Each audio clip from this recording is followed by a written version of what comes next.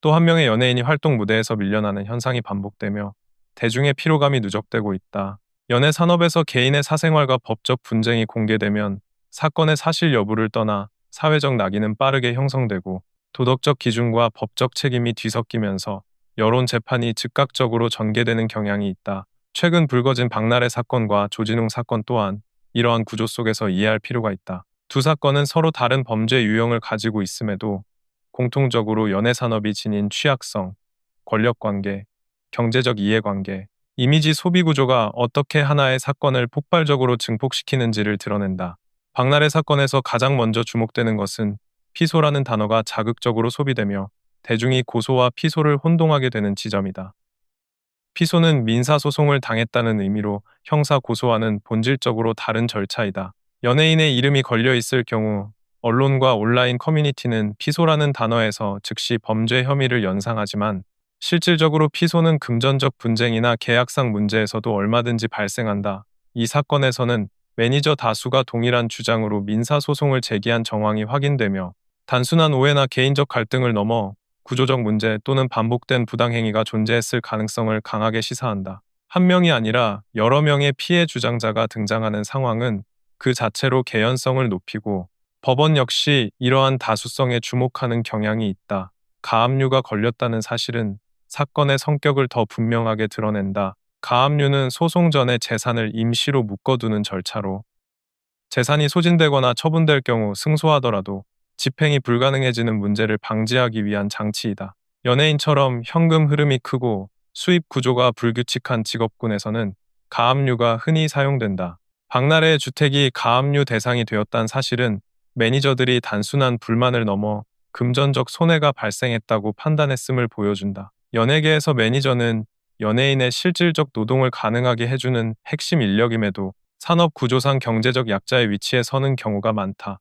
정산 지연 또는 미지급은 종종 업계 관행이라는 이름 아래 방치되어 왔으며 이전에도 매니저 출신들이 비슷한 문제를 폭로한 사례가 반복되어 왔다. 이런 맥락에서 이번 사건은 개인 간 갈등이라기보다 구조적 불균형의 표출로 이해할 여지가 크다.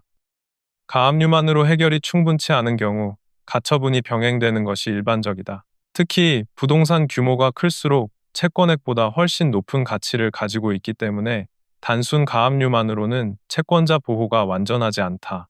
이를 고려하면 변호인단은 처분 금지 가처분을 검토할 가능성이 높고 이는 해당 자산을 일정 기간 매각하거나 이전할 수 없도록 함으로써 법적 안정성을 확보하는 데 효과적이다. 사건에서 특수상해 여부가 핵심적으로 다뤄지는 이유는 술자리에서 발생했다는 폭력적 행위의 법적 평가 때문이다. 위험한 물건을 이용한 상해는 특수상해에 해당하며 이는 단순 폭행보다 형량이 훨씬 무겁다. 주먹은 위험한 물건으로 인정되지 않지만 던져진 물건의 재질과 무게, 충격 정도에 따라 위험한 물건으로 판단될 수 있다. 예를 들어 유리잔이나 단단한 물체는 위험성을 인정받기 쉽다.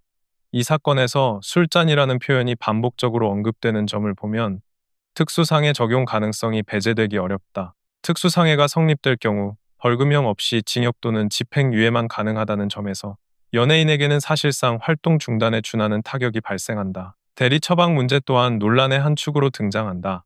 의료법상 대리처방과 대리수령은 명백한 위법 사항이며 의사뿐 아니라 환자 역시 처벌을 받는다. 다만 실무상 이런 사안에서 피해자 측이 형사 고소를 선택하는 경우는 드물고 대부분 민사상 손해배상이나 위자료 청구에서 부수적 근거로 활용된다. 이 사건에서도 의료법 위반보다 훨씬 비중 있게 다뤄지는 것은 폭행, 강요, 미정산 등 직장 내 우월적 지위를 이용한 부당 행위이다. 특히 강요죄는 피해자가 거부 의사를 가지고 있었음에도 심리적 압박이나 위계로 행동을 강제했을 때 성립한다. 연예인과 매니저 사이의 위계는 명확하므로 강요가 인정될 여지가 상대적으로 넓다. 청구된 위자료 1억 원이 인정될 가능성이 낮다는 분석도 주목된다. 실제 판례에서는 폭행, 강요, 모욕, 직장 내 괴롭힘이 결합된 사안일지라도 위자료 1,000만 원 수준이 일반적이며 정산 미지급액이 청구액 대부분을 구성할 가능성이 높다. 매니저 측이 1억 원을 청구했다는 것은 손해 규모를 부풀리기 위한 전략이라기보다 정산 누락분이 상당했다고 판단하거나 협상력을 확보하기 위해 상향 청구한 것으로 해석된다. 만약 정산 누락이 반복되었다면 실제 인정액은 그 금액에 달려 있다. 사건의 핵심 정서는 결국 한 질문에 모인다. 박나래가 1억 원이 없어서 주지 않았는가? 혹은 줄 의지가 없었던 것인가? 소송 경험이 많은 이들이 공통적으로 지적하듯 금액의 유무가 아니라 상대에 대한 가치 평가가 실제 행동을 좌우한다. 상대방이 그만한 가치를 지니지 않는다고 판단하면 수입 규모와 무관하게 지급을 미루거나 거부하는 경향이 존재한다. 연예인과 매니저 사이의 관계는 겉으로 보기에 동반자 관계처럼 보이지만 실제로는 감정적 거리와 경제적 비대칭이 크기 때문에 보상 문제에서 갈등이 빈번하다. 연예인은 자신의 성공을 스스로의 노력으로 환원하려 하고 매니저는 자신이 제공한 노동이 과소평가되고 있다고 느끼는 구조적 긴장 속에서 일한다. 이 사건은 이런 구조가 임계점에 도달했을 때 어떤 폭발이 일어나는지를 그대로 보여준다. 여러 매니저가 동시에 문제 제기를 하게 된 이유를 이해하기 위해서는 내부적으로 충분한 협상과 설득 과정이 있었음을 전제로 보는 것이 자연스럽다. 언론 제보는 대부분 마지막 단계에서 선택되는 수단이며 관계 회복이 불가능하다고 판단될 때 비로소 실행된다.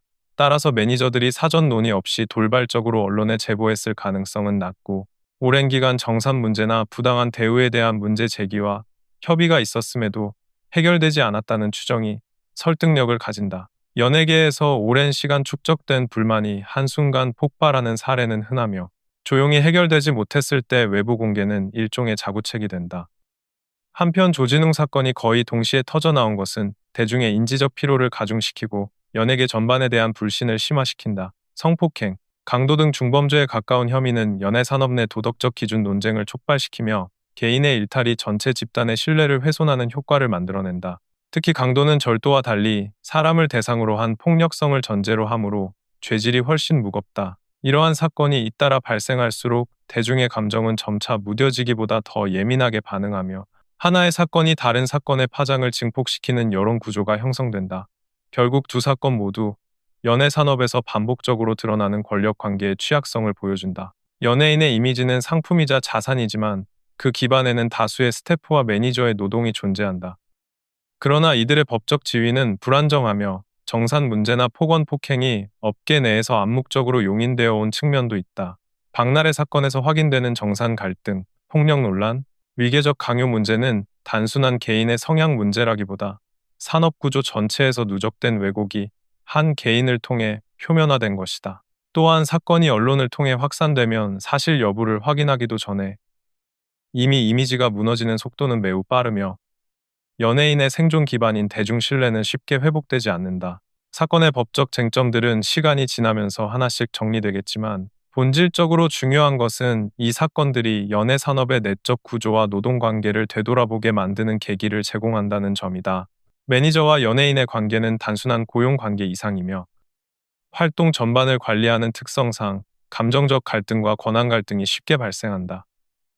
제대로 된 정산 제도, 투명한 계약 구조, 책임의 명확한 분배가 마련되지 않는 한 유사한 사건은 반복될 가능성이 크다는 점에서 이번 사안은 단순한 스캔들을 넘어 산업계 차원의 재정비 필요성을 드러낸다.